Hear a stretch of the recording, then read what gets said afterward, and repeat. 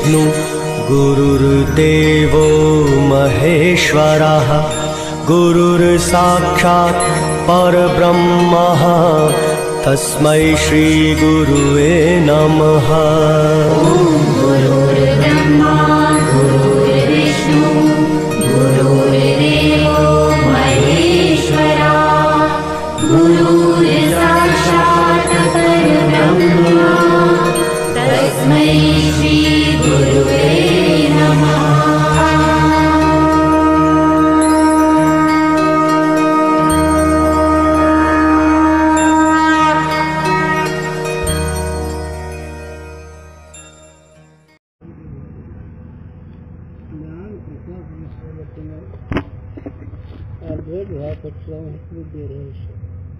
ज्ञानेश्वर भगवान आवतीने जो सुख नित्य प्रकाश विभु नाम रूप आधार मती न लखे जी मती लखे सोमय शुद्ध अपार अब्दी अपार स्वरूप मम लहरी विष्णु महेश विधि रवि चंदावरु नयम शक्ति धन्य सगणेश जा कृपालु सर्वज्ञ पूज्य धारत मुनि ध्यान ताको हो तुपादी ते मोमे मिथ्या भान हे जिहि जाने बिन जगत मनहु जेवरी साप नसे भुषग जग जिहि लहे सोहम आपे आप बोध चाही जाको सुकृती भजत राम निष्काम सो मेरो हे आत्मा काकू करू प्रणाम।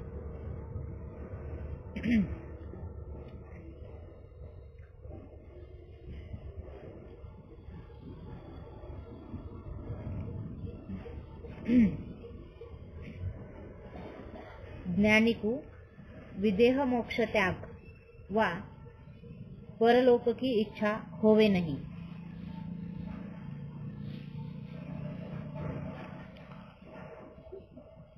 काय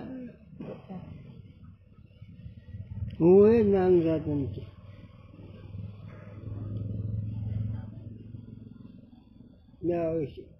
आपले महिमाने इंद्र भुवनाशी पाबळे म्हणे आपल्या आनंदाच्या महिमेने आपल्या आनंदाच्या ऐश्वर्याने आपल्या आनंदाच्या अद्भुत अलौकिक विहारात इंद्रजित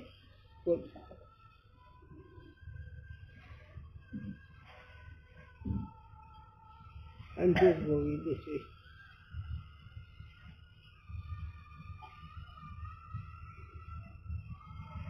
जो अमृताचा ताकी ठीक आहे तो कांजी कहती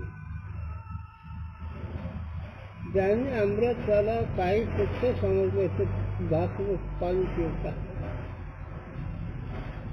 तेव्हा पहिल्या ओळीमध्ये आपल्या आनंदाच्या ऐश्वर्याने 33 कोटीचे राज्य अथवा इंद्र कदाचित त्यांना तुच्छ केलं तेव्हा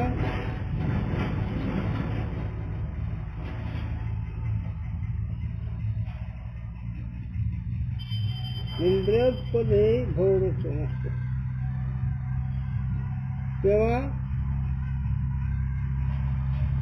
तुकोबाराच्या अभंगातून विचार शेवट दुःख स्वर्गाचा ब्रह्मादिक पद दुःखाची शिराणी ब्रह्मादिक पद म्हणजे ब्रह्मलोक सत्यलोक गौलोक तपलोक ध्रुवलोक चंद्रलोक सूर्यलोक व कोणते असे जे काही प्रमाणे लोक आहेत त्यातला ज्या सुखाला ते अशी बिनचूक दुःख ते चाली समजावं त्याची वापरून चाललेलं लोक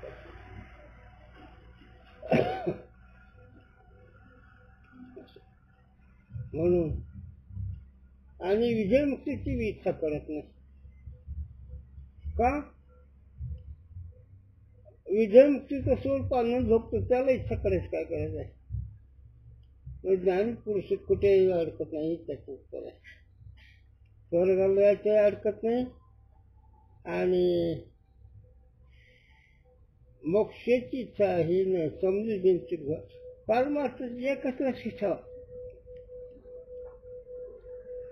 बिनचूक समजून झालं तर अडकण नाही एवढंच आणि बिनचूक समजूत त्या दिवशी तुम्ही विचार सांगितला वाक्य देह ऐक्य ब्रह्मात्म दृढ होईच होता.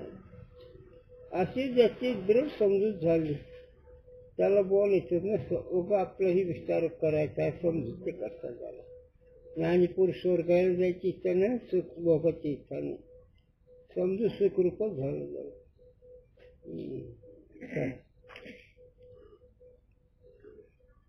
कोई यह शंका करे है, जो जीवन मुक्ति के सुख को त्यागी के तुच्छ भोगन में प्रवृत्त होवे, सो विदेह मोक्ष को भी त्यागी के वैकुंठाधिक लोक की इच्छा धारी के जावेगा. एक छाल के विषयाकडे भोगाची इच्छा करतो. मग एखाद्या वर्ष जर असलं तर मग त्याला स्वर्ग भोगाची इच्छा होणार नाही का? त्याला जसं उदाहरण हे तुला राज्यपदाची इच्छा जर झाली तर राज्यपदाची इच्छा झाली तर ते एखाद्या वेळेस त्याला राज्यपद चालेल, पण स्वर्गाच्या भोगाची इच्छा होईल ना त्याला, असं काही शंका आहे. तो शंका बने नाही ही त्याची शंकावर नाही. हे का? हे सगळे जीवाचे संस्काराचे निरसन आहे. सगळे जीवाचे. याला एक सांगतो, ज्ञानी पुरुषाजवळ काहीच नसतं, आपल्या महिमेच असतं एवढंच. पण काही शास्त्रकारांनी त्याला दृढता येण्याकरता निसून सिद्धच लागतं एवढं.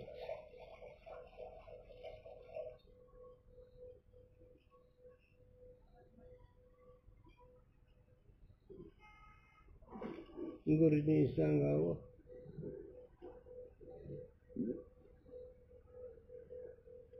अगोदर पत्र्याच्या घरात राहतो, पण काचच्या घरात राहतो, पुन्हा चांदी सोन्याच्या घरात राहतो. मग असे राहत असं माझं ज्ञानी काय नाही तुझी शंका आहे. आनंदात निमग्न झालेला महात्मा त्याला उत्थानच नाही, वासनाच नाही, इथं कशाच होईल. आणि ही स्थिती फक्त गुरुजीकडे पाहायला मिळत होती. फक्त अशी स्थिती जी आम्ही सांगतो ती फक्त गुरुजीकडे. बाकीची महात्मे असेल आपला त्याचा संबंध नाही, ते असेल ज्या असेल त्यांची गरज नाही, ही स्थिती नाही. नाही नाही नाही नाही नाही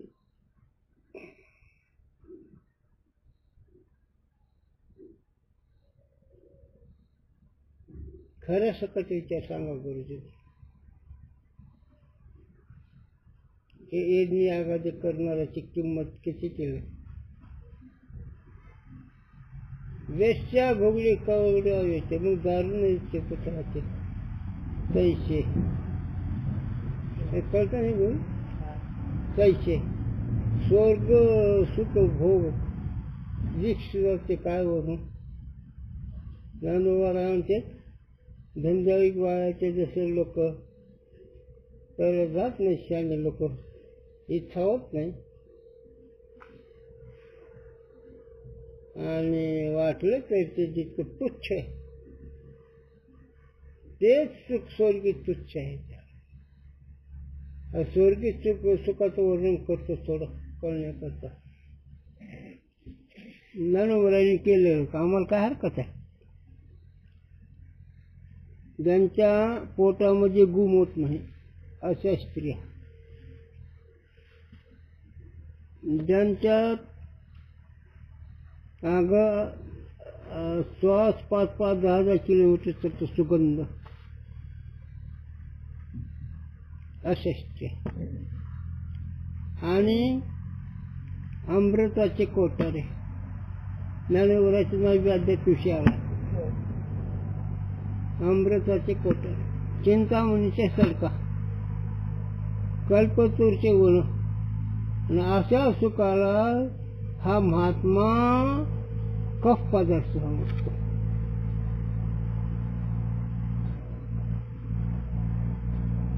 नाही, त्याच्या पुढे माऊलीने सांगितलं तिकडे जाऊ नये म्हणून साधकाची वरती उष्ट्या पात्र कोण जातो म्हणतो.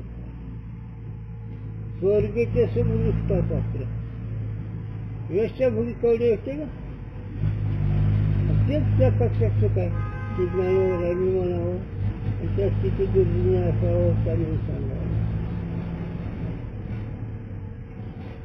आता हे त्याला आमचं क्षणभर असणार आहे नकोचे, त्यात माणूस आयुष्य काढतो. तिने सुखाचा भ्रम सुख नाही, उलट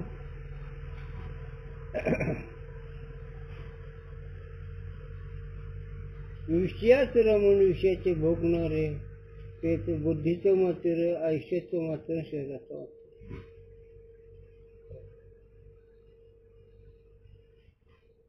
धनखर बुद्धिहीन होतो माणूस. म्हणून हा जो ज्ञानी महात्मा एखादं त्याला वाटेल स्वर्गाची इच्छा होईल ना तर त्याचं उत्तर सांगतात ते. आता कहे थे जीवन मुक्ति के सुख का त्याग और भोगन में प्रवृत्ति तो ज्ञानी की प्रारब्ध बल से संभवे है. आता आत्मसुखामध्ये न राहता व्यवहारामध्ये आलं तर त्याचं प्रारब्ध येत होते. और विदेह मोक्ष का त्याग और परलोक को गमन संभवे नहीं. हो, आता हे तर सूक्ष्म आहे. समजून बिनती झालं त्याचा अदृष्ट व्यवहाराचा असेल, पण खऱ्या सुख समजून झालं म्हणून तो नरकाला जाऊ शकत नाही, स्वर्गाची इच्छा करू शकत नाही. खरे सुख जे अनावृत आनंद अद्वय आणि विकाररहित असं ते सुख त्या अनुभवल्यामुळे त्याचं उर्वरित असणाऱ्या शरीराचं तिकडे ते दिसतंय, तुला व्यवहार करतो, पण विजयमुक्तीचा त्याग होऊ शकत नाही आणि स्वर्गाची त्याला इच्छा होत नाही. स्वर्गाची इच्छा होत नाही त्रिभुवन आज्ञांचं कार्य म्हणून, आणि आज्ञा निवृत्त झालं. स्वर्गाचा कष्ट किंवा सप्त पाताळ ऐक्य स्वर्गाचा कष्ट कसा आहे हे सगळं भ्रमाने वाटायला लागलं. त्याला पाठीमाग आग्रह जो कृतार्थ झाला त्यावेळेस त्याने स्वप्न सप्ते भंडारे कथा कीर्तन हे पाहिलं. स्वप्न त्यांनी वाडे होडे समुद्र हे ते ऐश्वर सप्त हे पाहिलं. त्याने पुन्हा नरकवास पाहिला. हे सगळं स्वप्न पाहिलं. मात्र ही त्रिभुवन आयुष्यरूपी झोपेचं कार्य आहे, आणि ज्याच्या आयुष्यरूपी झोप नाहीची झाली, निवृत्त झाली, त्याला जायचं कुठं. आणि ही जी त्याचे व्यवहार दिसतो ही तुझ्या दृष्टीनं, त्यांच्या दृष्टीनं नाही. ते जेवते, ते खाते, ते बोलते, सगळं करू दे, काही होत नाही त्यांचं. त्याचं आम्ही नेहमी उदाहरण सांगतो असं मागतो. शिवाजी महाराज, हनुमंजी, जनार्दन स्वामी याला साधू कोण म्हणणार का? नाथाचे गुरु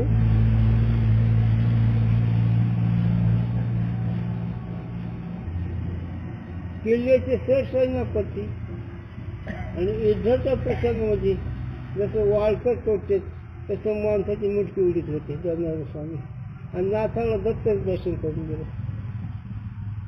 काय कळलं हे? तसं शिवाजी महाराज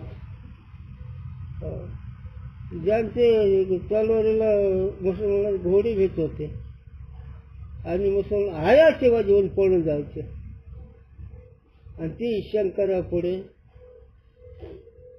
हात जोडून उभं राहायचे. शंकर बोलायचे त्याला. आधी माता थोड्या भावाने बोलायची महाराजांना. आणि इकडे पाहिलं तर सांग म्हणजे गाढव का मूर्ख का साधू काही कळत नाही. महात्मे एवढं ते महात्मे. हा स्वतः कर्तव्य अभाव आहे किंवा पाठीमागे विषय होऊन गेला. तत्व जाणून जर त्याचे व्यवहार नसतो जाणलं नाही. तसं ब्रह्मसुख जर भोगीत असला त्याला इच्छा नाही वास एवढं त्याला वास नसतो. स्त्री होऊन सुखा करता प्रयत्न करता तेथीच कुठे देव मानव हे सगळे त्रिभुवनाचे जीव चराचर हे सुखा करता प्रयत्न करता पण सुखाचं साधन न कळल्यामुळे दुःखातून मुक्त होत नाही.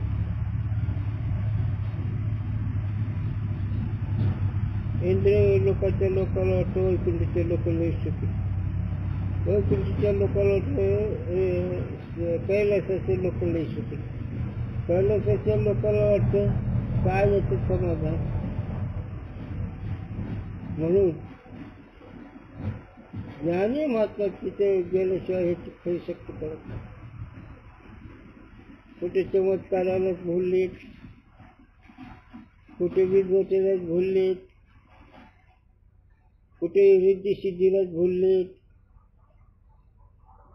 काय सांगत होते खरा महात्मा कुठे बोलत नाही याच्यावर बोलू लागलोय मी पुन्हा. आता एक काल या कालामध्ये ते गोडके चिंचवले तिथे कोण झाले तो माणूस आहे कैलास. ते अगोदर बायसायकलचे टूप हवा भरून टूप नीट करीत होता. बायसायकल मोटरसायकल नाही. आणि त्यांनी असे संपत्तीचा अभ्यास केला. नागवेणी शंकराच्या पिंडीवर उभं राहायचं मंत्र जपायचा. रात्री जाऊन मसून वाट्यात जपायचं. अशी त्यांनी आगरी विद्या. आता त्याच्या इथं पहिलं त्याला राहायला जागा नव्हतं. आता त्याला 80-100 नंबर जमीन एक सुताची गिरणी निर्माण केली आणि एक मोठा हौद बांधला पैसे टाकायला. मग लोक पैसा दोनशेत करणे. हे असंही विद्याचे एक वर्म आहे. तुमच्या घरात कुठे काय, तुमच्या घरात भीतीत पैसे आहेत का, तुमच्या घरात काही दोष आहे का ते बसलो असला सांग. आणि त्याच्यामध्ये लोक पैसे घ्या. पण हे तर काय म्हणतो मला रिद्धी सिद्धीने जावची उपाधी. म्हणून जास्त नको बोलायला. जे स्वरूप अनुभव जे ब्रह्मानंद भोगणारे महात्मे त्यांना कर्तव्य नसतं आणि त्यांना कुठलीही इच्छा राहत नाही. इच्छा राहत नसल्यामुळे स्वर्गाला नाही, नरकाला नाही, काही नाही, काही नाही. एक वर्तमान कालामध्ये देह आहे तो पण त्या देहाचं कर्म जसं असेल तसं राहतं. घडतो बरं का आणि आपण घड होतो. आपण काय घडवतो विधीचे घडवतो निषेधही घडवतो.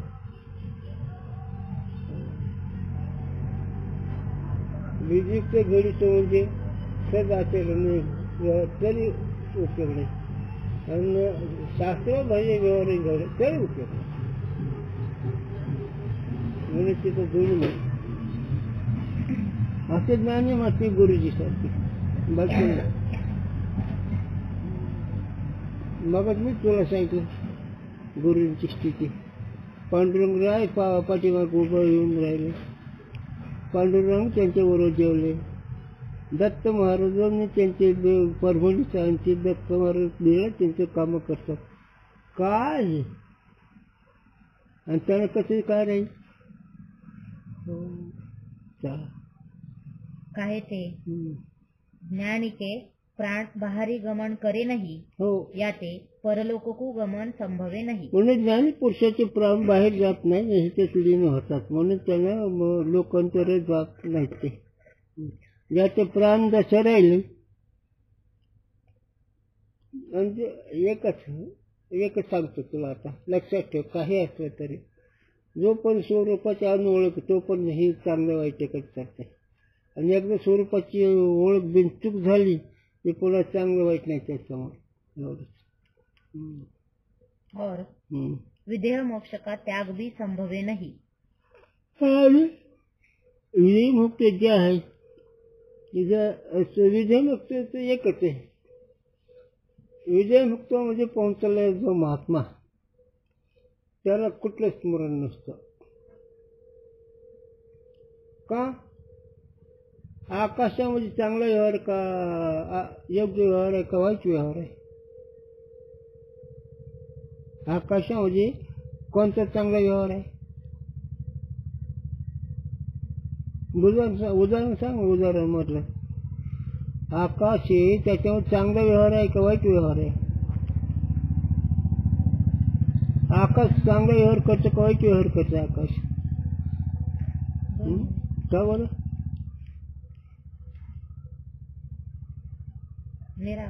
बस. आणि ही आकाश माझ्या ज्ञान महात्म्या त्या ठिकाणी लतीत सोपी करते आणि आकाशाच्या पलीकडे महात्मे आहेत. मग त्याला काय राहील? यवमातीतम निरंजनम नाद बिंदू कलातीतम तस्मै श्री गुरुवे नमः. नाद अनहद ध्वनीच्या पलीकडे, बिंदू शुद्ध सत्वगुणाच्या पलीकडे, शाश्वतम त्रिकाल आबादी.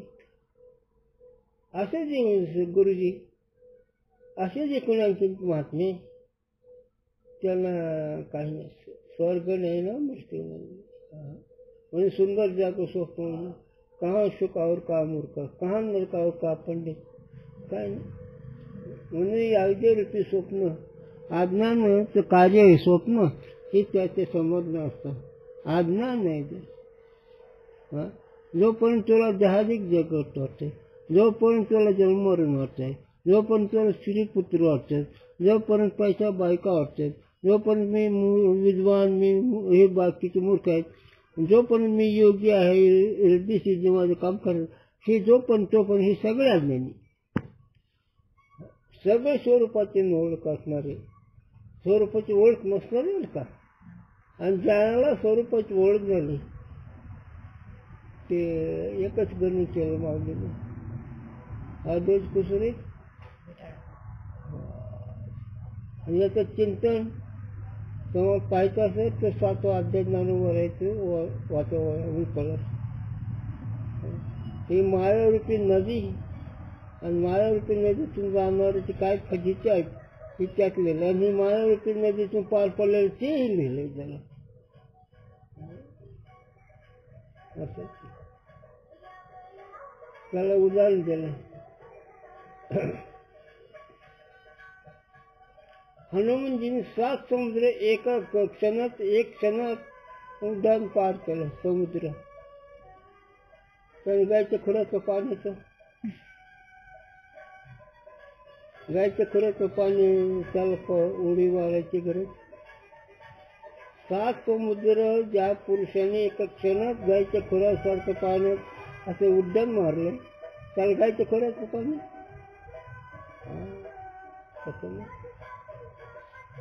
एखादी राजी राहण्याची पोट भरायला शकतात मजुरीला, शक्य आहे का? तसा हा जो महात्मा साष्टांग करण्यात एवढी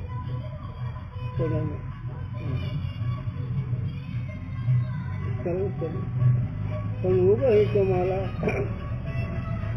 बिनसुख समजून झालेला निश्चय व्हावं म्हणून सांगायला.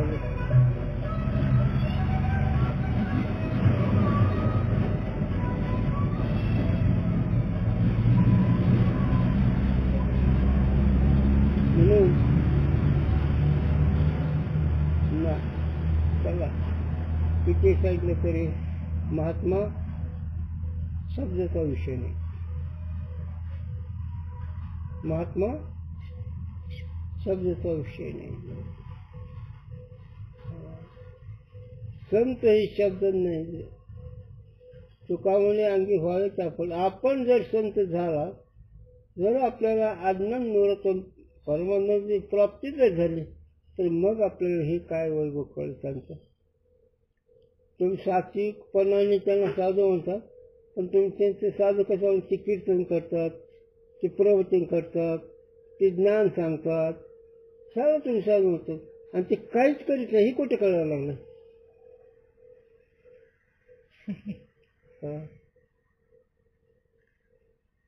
साधू कळलं आकर्षक ना, मग आकर्षक स्थिती कुठे कळते? त्यांचं वक्तव्य, त्यांच्या शरीराचं वर्णन, त्यांच्या मनाचा स्वभाव हे तुम्ही ओळखता. अशी नाही साधू. साधू एकच.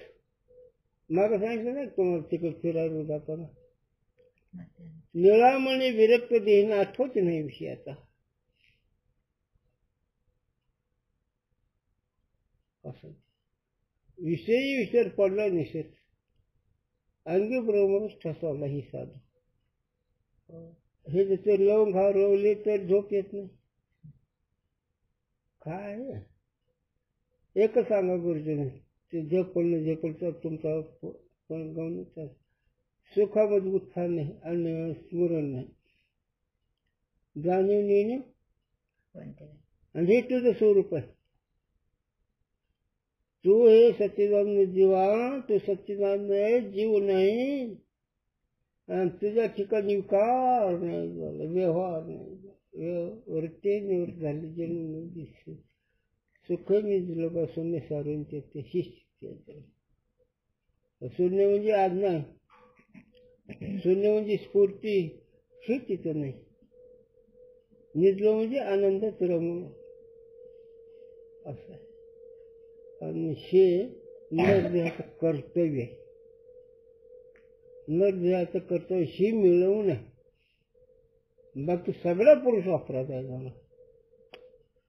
ज्या भगवंतांनी एवढा अपूर्वलिंग नरदेह दिला आणि त्याचं मात्य करायला म्हणून भगवंत शाप देतोय त्याला. भगवंत उदास आहे त्याच्यावर. आणि तुझे करून सांगतो, तुकोबारायच्या वंशजाला आजही भगवंत टाळाने पाणी पाजतात आणि तुमच्याकडे भूत येत नाही. देवकराच्या वंशामध्ये आजही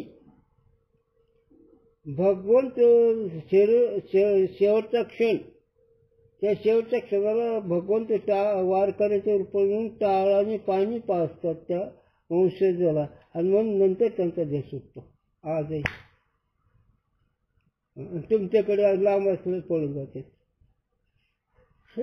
असं खऱ्या परमार्थावर नाही. देव करतो आजही नाही, भगवंत आल्याशिवाय प्राण जातच नाही. काय तुमचं कुठं दवाखान्यात मुद्दा, कुठं ऍक्सिडेंट झाला, काय अज्ञानाची फजिती.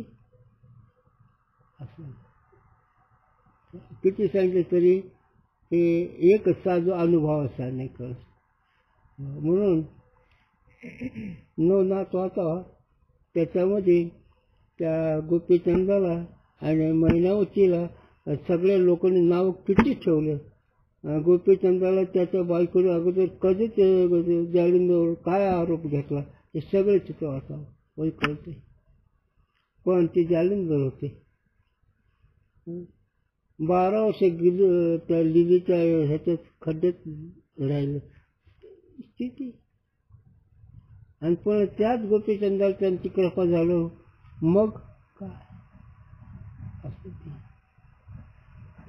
एक सांगू का, आमच्या गुरुदेव परमार्थ ऐकून भावाचं राहायचं, ऐकून करायचा, अनुभव करायचा झाला. याला एकच बरोबर वृत्ती अज्ञान तत्कार्यांची प्लास्टिक भावले, एकच मुद्दा. किती जरी भरभर चाललं तर 2 पावलं बरोबर. किती जरी विचार कर, एक अज्ञानाचा भाग आणि एक ज्ञानाचा भाग आहे. ज्ञानाच्या भागामध्ये अज्ञान नाही आणि अज्ञानाच्या भागामध्ये सुख नाही. हे मुद्दे आहेत. संसार करता कोण सुखी झाला ऐकायला सांगून मग पाशी. संसार करता कोण सुखी झाला असे ज्या सांगून मधू पाशी तुकोबा आहे म्हणतात. नाही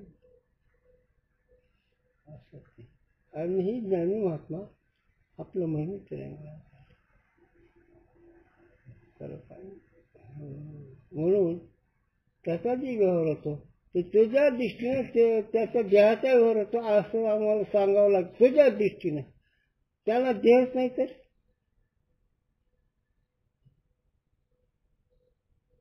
याला एक उदाहरण सांगावं लागतं परिस्थितीतून कळण्याकरता. उदाहरण नाही साजूला उदाहरण नाही.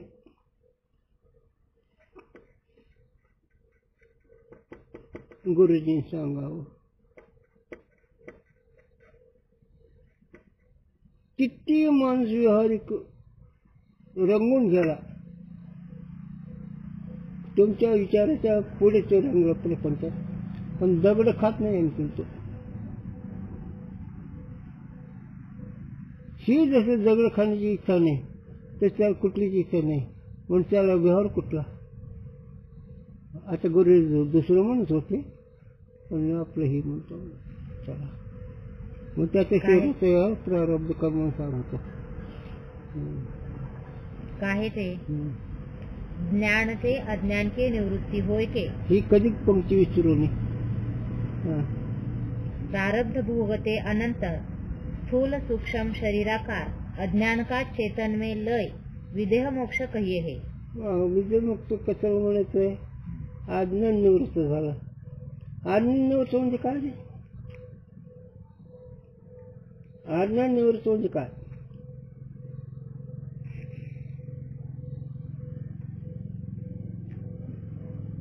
मी सच्चिदानंद स्वरूप आहे का. बरं उत्तर बिनचूक आलं पण शहाण्या पुढे एकच शब्द बोलायचा सोची ओळख. तेच उत्तर दिलं तेच बिनचूक आहे त्याच्याबद्दल वाद नाही पण सोची ओळख. सोची ओळख म्हणजे काय अज्ञान गेलंच की. पण हिचं एक गुरूंचे वाक्य लक्षात ठेव. जीवाचं स्वरूप महात्म्याचं स्वरूप सांगा गुरुजी. जीवाचं स्वरूप स्वच्छ अनोळखण स्वैराचार ही जीव पहिली चूक कोणची स्वच्छ अनोळखण. दुसरी चूक कोणची स्वैराचार.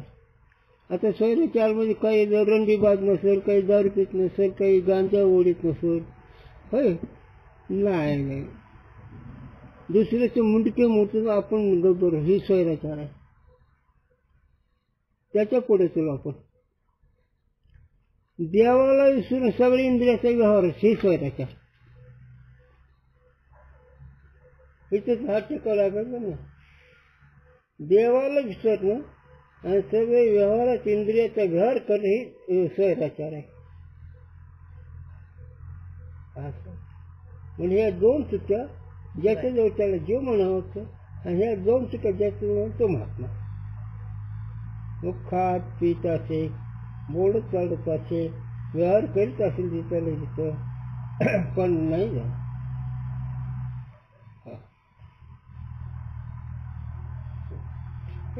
महात्म्याला उदाहरण नाही उद्या सापेक्षण बोलावं लागतं. सूर्याच्या प्रकाशाला सूर्याला कोणतं उदाहरण द्यावं. सूर्याच्या प्रकाशासारखं दुसरा प्रकाश कोणतं उदाहरण नाही. तसं हा महात्मा जसं सूर्याचा प्रकाश किंवा सूर्याला प्रकाशाबद्दल कोणतंही उदाहरण नाही त्याप्रमाणे तो महात्मा कोणत्याही प्रमाणात त्या विषय होत नाही म्हणून तो सब अपूर्ण. मग बहु अवघड आहे संत भेटी. बहु अवघड आहे संत भेटी.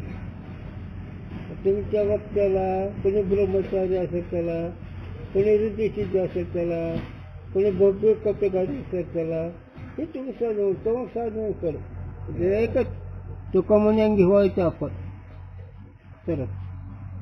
आणि तुम्ही तुमचं स्वरूप ब्रह्मांड भोगणारे असे जे कोणी होते याच्यावर विषय आठवला. आमचा लक्ष्मण तात्या तिकडं नगर जिल्ह्यामध्ये तिथे एक बेट आहे आणि त्या बेटाचं कार्यकर्ते कोणीतरी शोधत.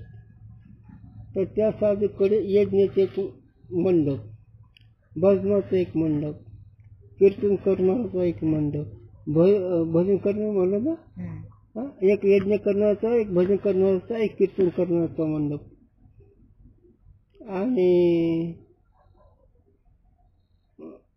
पंक्तीचं एक मंडप. आणि ते पंक्तीमध्ये वाड्याळ कोण आहेत, ट्रकनी स्वयंपाक ट्रकनी वाढायचं लोकांना. मग आता ही साधू वाटत का नाही. आमच्या लक्ष्मण एक क्षण उभं नाही राहिले, हे म्हणा यात काय आलं निघून. मग आता हे खरं का ते खरं. आजचा होतं म्हणता आला तिथे बाबासाहेब आवटी हिंद तिथं काय नाही म्हणे येड चाललंय परत. आता कोण येड आहे. आणि इथं काय म्हणतात योग योजने सिद्धी कुठे कळायला लागलं हे असं. म्हणून ज्ञानी महात्मा ईश्वर कृपा आणि गुरु कृपा झाल्याशिवाय होत. आणि ईश्वर कृपा आणि गुरु कृपा तप येऊन दैवत. तप म्हणजे काय, ज्या आश्रमाचा जो नेम, ज्या आश्रमाचा जे आचार्याचं शास्त्र सांगतं त्या नेमाने वागलं म्हणजे तप.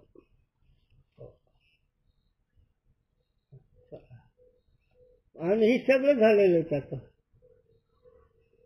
हे जप तप आचार विचार अज्ञानामध्ये का ज्ञानामध्ये.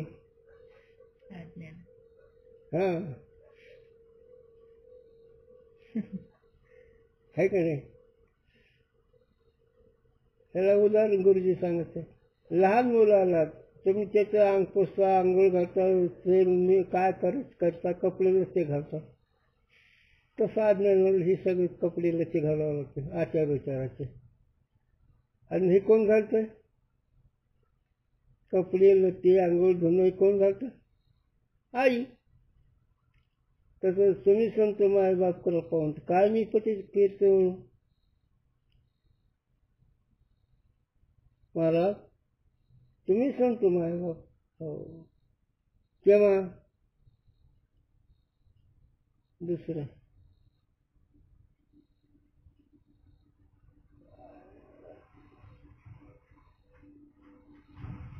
हा लिको राहते इथं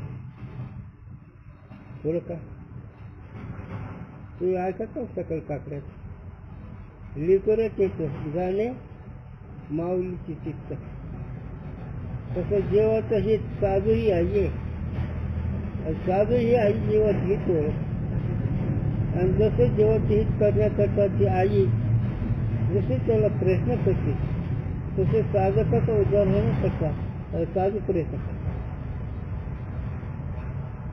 आई रथाचा गत करताना तिचे नका मोठं ते सगळं झरलेलं असतं. आणि ती आई जसे लेकराला मोठं करू आनंद तसं ज्ञानेश्वरीमध्ये हा विषय आला आहे 8व्या अध्यायात का कुठेतरी. बाळ त्याचा अर्थ असा आहे की लहान लेकराचं पोट भरल्यानंतर आईला समाधान होतं. तसं गुरु शिष्य कृतज्ञ झालं गुरुला समाधान होतं. पण खरे गुरुंचं शिष्यावर का नाहीतर आता खालचा विषय नको. मग ज्ञानी पुरुषाला इच्छा कशीच राहील का राहत नाही त्याला इच्छा. स्वतःची ओळख झाली म्हणून. कर्तव्य का राहत नाही, जग प्लास्टिकची भावली म्हणून. जग प्लास्टिकची भावली म्हणून राहत नाही. आणि स्वतःची ओळख झाली म्हणजे मन राहत नाही. अशी मौज आहे. मग ते किती वाडे बांधली.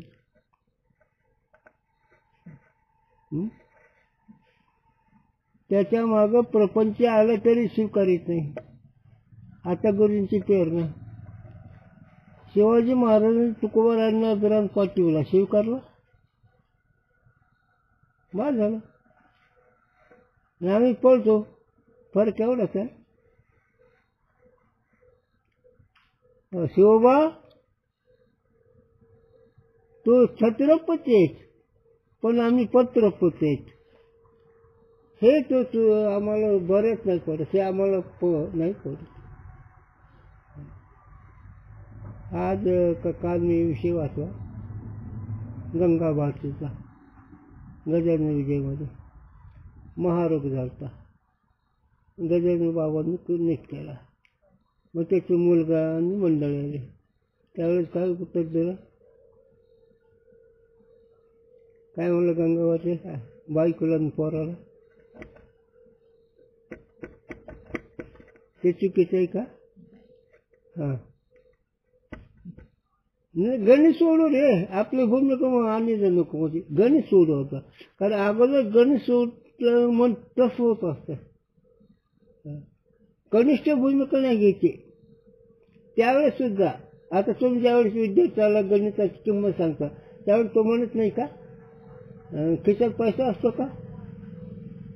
तसं आपली भूमिका कनिष्ठ असू दे, पण गणित सोडत नाही, त्यांचे विचार तेच बोलत जावं. काय म्हणलं गंगावरती बायकोला मुलाला, सांगतो नको सांगू. आता मी तुमचा नाही, मला या स्त्रीने सापला देऊन माझी भ्रांती उडवली आणि सांगितलं अंगाला राख लावून संसार चुकीच आहे, जा परत. माझ्या ह्या परमार्थामध्ये मोहाची माती नका टाकू. माझी परमार्थाची जी खीर आहे त्याच्यामध्ये माती मोहाती टाकू नका. आपण तर काय काय करतो मनाला ते ईश्वरालाच माहिती. काय कुठे चिंतन, ही कुठे चाललंय, कुठेही उभा राहा. नजर आली ती अनुभवत आहे, नजर आली पाहिजे. जा नाहीत मी आता गजानन बाबांचा झालो, आता नाही तुमचा राहिलो. ते त्यांनीच म्हणावं, आपण वाचलेला ऐकून सांगावं. आपण कोणाच म्हणावं माहिती आहे. आपण ना देवाचे ना संताचे नरकाला जाणाराचे. हो, शक्यच नाही असा निर्णय. तुम्हाला झेपून नाही झेपून तो प्रश्न वेगळा, पण निर्णय असा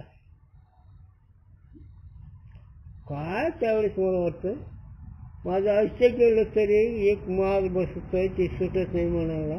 आणि हे काय म्हणते बरं तुम्ही म्हणता गजानन बाबा तिकडं करता, माझं नाही काय, माझे गजानन नाहीच किती. म्हणून स्वची ओळख करा. आहे मी हा कोण करावा विचार म्हणे ज्ञानेश्वर निवृत्तीचा. निवृत्तीचे असणारे ज्ञानराज किंवा हे सुद्धा तो विचार कर. आणि यांचा विचार झाल्यानंतर काय करतो.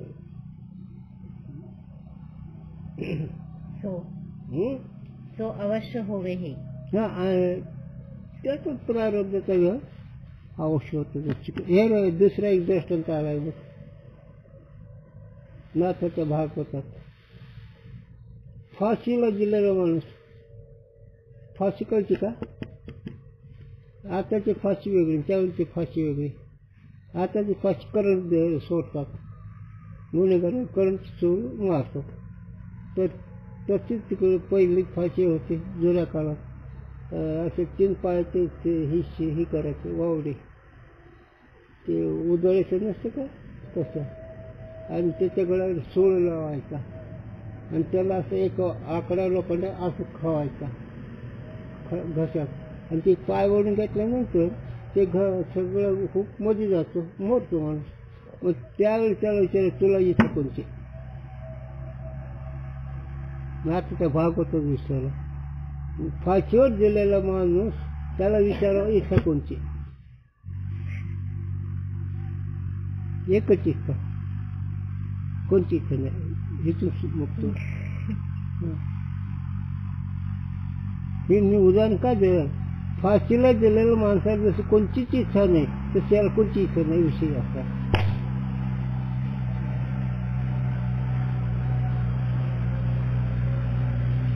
स्वरूप सुखामध्ये इच्छा नाही. मला किती उदाहरण द्यायचे ते, चला वेळ नाही सांगत. त्यावेळेस विवेकानंद इंग्रज देशाला गेले त्यावेळेस काय म्हणलं, वाचलंच नाही तो कधी. ज्यावेळेस विवेकानंद रामकृष्ण परमहंसाचे शिष्य, रामकृष्ण परमहंस ही अक्कलकोटच्या स्वामीचे शिष्य, पहिले शिष्य ते अक्कलकोटच्या स्वामीचे रामकृष्ण परमहंस, त्यांचे शिष्य विवेकानंद. तर ते ज्यावेळेस तिकडे गेले त्यावेळेस काय म्हणले, तुमचे गुरु कोण आहेत ते सांगता ना. माय मास्टर म्हणले डोळे संधारा लागले. अशी मुहूर्त आहे. चला म्हणून त्याच्या शरीराचा व्यवहार होतो, त्या व्यवहाराला नेम नाही. समजूत एकच नेहमी सांग, समजूत करा, परमार्थाची समजूत करा. ती समजू म्हणजे मी ब्रह्म सच्चिदानंद आहे, अहम ब्रह्मास्मी असं वाक्य आहे. तेव्हा तुकोबाला आहे म्हणतात, तुका म्हणे आम्ही विधीचे जनिते स्वयंभूवाचे केले नाही, आम्ही वेद निर्माण केलंय पण स्वयंसिद्ध आहे, आम्हाला कोणी सिद्ध केलं नाही आणि आम्ही कोणी सिद्ध झालो नाही. आणि तेच माऊली म्हणतात. काय म्हणते माऊली, आमची करवली गुट्याची झाली नाही सृष्टी, आम्हाला देखील ती दिटी नव्हेच. आमची सिद्धी करणारं ज्ञान नाही, आम्हाला पाहणारी नजर नाही. हे आमचं स्वरूप आहे. आणि हेच ज्यावेळेस स्वरूप सांगितलं माऊलीनं त्यावेळेस निवृत्तीनाथ इतके गहिवरून आले. निवृत्तीनाथ विजय मध्ये राहणारे हे ज्ञाना काय सांगतो हे असं होऊ जायचं. आणि तसंच दादांचं गुरुंचं होतं. तीच अवस्था दादांची गुरुंची, तेव्हा जमतं हे. म्हणून ज्ञानी पुरुष आपल्या महिमेत असतो आणि ते स्वतःच्या सुखाचं काही करतो. कारण सुख भोगायला मन सिद्ध नसेल काय काय शिल्लक काय राहत. सुख भोगणार मनच राहत नाही. मग ते नुसतं खोळ आहे का नाही शरीराची त्याची, आणि त्या खोडीचा व्यवहार तरी कशाला करीस. आणि जी व्यवहार होतो ती माग त्या कर्मानुसार होतो का नाही, ती कसला व्यवहार. माझ्या मनीची आवडी पंढरपुरात हे असं त्यांचा व्यवहार असतो. नामदेव कीर्तन करीन पुढे नाचे पंढरंग ही त्यांचा व्यवहार असतो. चला जो मूल अज्ञान बाकी रहे अथवा नष्ट अज्ञान की फेरी उत्पत्ती होवे तो विदेह मोक्ष का अभाव होवे. हो, जर अज्ञान पुन्हा प्रकट झालं तर मग विजय मुक्त होणार नाही. पण अज्ञान एकदम नाहीसे झालं पुढे राहतच नाही ना. त्याला मार्गदर्शन दिलं ना, भाजलेलं देत अंकुर उत्पन्न होईल का नाही. म्हणून चुका म्हणे काय वय चरण आम्हा येणे चरण आहे लाही झाले आणि पुन्हा येणं जाण नाही. बीज बाजून केली लाही आम्हा येणे जाण. चुकवायला होता ओ मी कसं करताय मला सांगू दे जाऊ ग. तुम्ही शास्त्री पंडित खरं आहे तुमचं, पण आम्ही असे गोरख जनावर राखता येत नाही, त्याला आम्हाला शिकवायचं.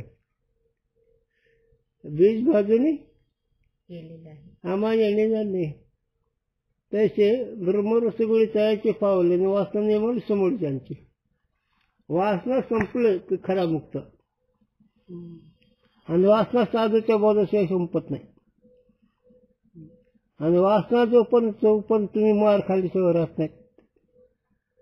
चला ह्यानं वासना नसते, अज्ञान नाहीच झालेलं असतं. सो मूल अज्ञान का विरोधी ज्ञान हुए ते अज्ञान बाकी रहे नाही. म्हणून मूळ अज्ञानाच्या विरोधी स्वरूप ज्ञान झाल्यामुळे अज्ञान राहत नाही. अज्ञान राहत नाही अज्ञानाचं कार्य राहत नाही. और प्रमाण ते नाश हुए अज्ञान की फेरी उत्पत्ती होवे नाही. आणि तत्वमसी महावाक्याच्या प्रमाणाने ज्ञान झाल्यानंतर ते अज्ञान पुन्हा निर्माण होत नाही. याते विदेह मोक्ष का अभाव नाही. म्हणून विजयमुक्ताचा अभाव नाही का? त्या विजयमुक्त आहेच. विजयमुक्त पुन्हा जहाल न येणं, वासना नसणं. और विदेह मोक्ष के त्याग में तथा परलोक के गमन में ज्ञानी की इच्छा भी संभवे नाही. हे सगळं खंडन आहे का नाही? हे लोक सात्विक लोकांची शंका असते त्याचं खंडन आहे. इच्छाच नाही राहिली की विजयमुक्ती त्याग तरी कसा येईल? स्वर्गाला जायची तरी इच्छा कसा राहील? त्याचं चरित्र नामदेव राहायचं वाचा. नामदेव राहीन सुखाचार्याचा विचार केला. सांगू थोडं. ज्यावेळेस सुखाचार्य आरण्यात बसले, मी त्यांच्या ठिकाणी गेलो का, सुखाचार्य जिथं आरण्यात बसले तिथं मी पाहून आलो आरण्यातून. आणि ती सुखाचार्याला उठवण्याकरता रंभा गेली आणि त्या रंभेने आपलं पोट फाडलं. बघ म्हणून माझं पोट काय सगळं सुगंध आहे, गुमूत नाही एवढा. ती सौंदर्य ती सगळं नाम त्या सुखाचार्य ऐकलं. नाही केल्यानंतर म्हणलं, आई मला जर असं माहिती असं मी तुझ्या पुत्री आलो असतो. संपला की विषय. इतकं नामदेवराजांनी इतकं वर्णन केलं की बस. त्याचं एकच उत्तर दिलं, आई एवढंच हे आहे, मला माहित नाही, मी तुझीच बुद्धी आलो असतो. तर त्याची प्रतिमा आहे त्या बाईची, इतकी गमतीची आहे. काय साधू सुखाचार्य असे बसलेले. चला काहे ते ज्ञानी को इच्छा केवल प्रारब्ध से होवे है. हो, कशाने? प्रारब्ध. जितनी सामग्री बिना प्रारब्ध का भोग संभवे नहीं, उतनी सामग्री को प्रारब्ध रचे है. जितकं प्रारब्ध सामग्री नाही तेवढी ती प्रारब्ध निर्माण करतो. इच्छा विना भोग संभवे नाही. इच्छा नसली तर भोग संभवत नाही. याते ज्ञानी की इच्छा भी प्रारब्ध का फल है. म्हणून ज्ञानाची इच्छा ही प्रारब्ध फल है. और अन्य लोक में अथवा इस लोक में अन्य शरीर का संबंध ज्ञानी को प्रारब्ध से भी होवे नहीं. आणि प्रारब्ध दुसरा जन्म येत नाही एवढंच. स्वर्गाला जात नाही, त्याला येत नाही. आणि मग आहे काय बघू विषय निघाला.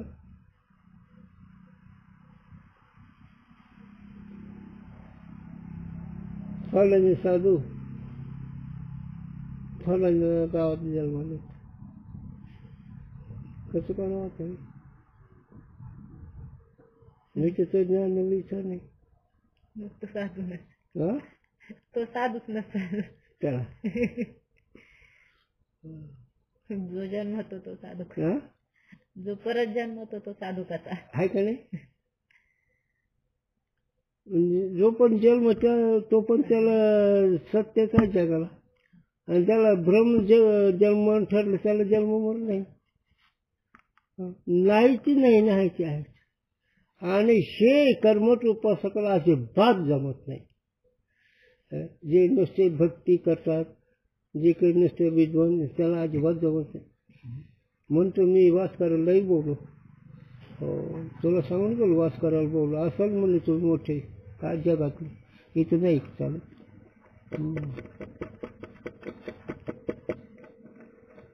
यह पूर्व इसी तरंग में प्रतिपादन करी आए हैं. हा, ज्ञानी पुरुषाला इच्छा नसल्यामुळे प्रारब्ध ते नाही, त्याचे प्राण होतात म्हणून त्याला जाणं येणं नाही का. आणि त्याची जी इच्छा आहे ती प्रारब्धच हे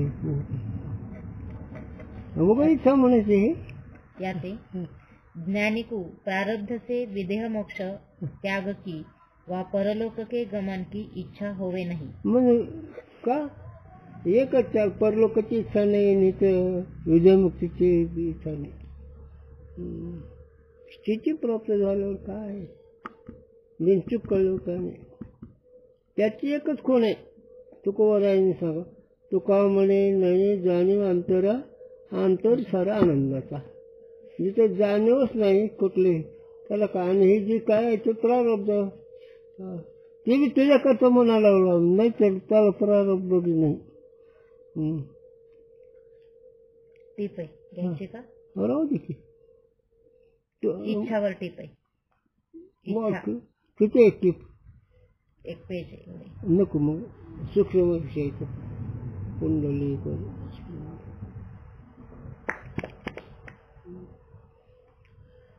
म्हणून जोपर्यंत पाप उभा राहिला तोपर्यंत मस्ती करून जा.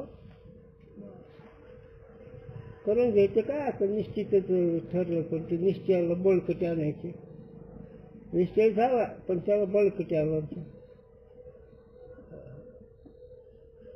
आणि त्याला बळकटी संतते संगती असं रासायनिक अभ्यास आणि चिंतन मोठी बळकटी. ती शेत पिकवायचं ना रासायनिक कष्ट केलं पाहिजे.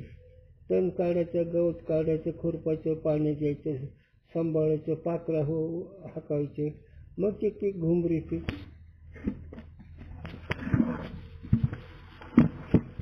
तू कोणाचा अभंग शेती करावं राहायचं याच्यावर अभंग होतो कोणाच्या विषयावर. हा आणि नाकाने शेती कशी करायची भाकतच कमी करते.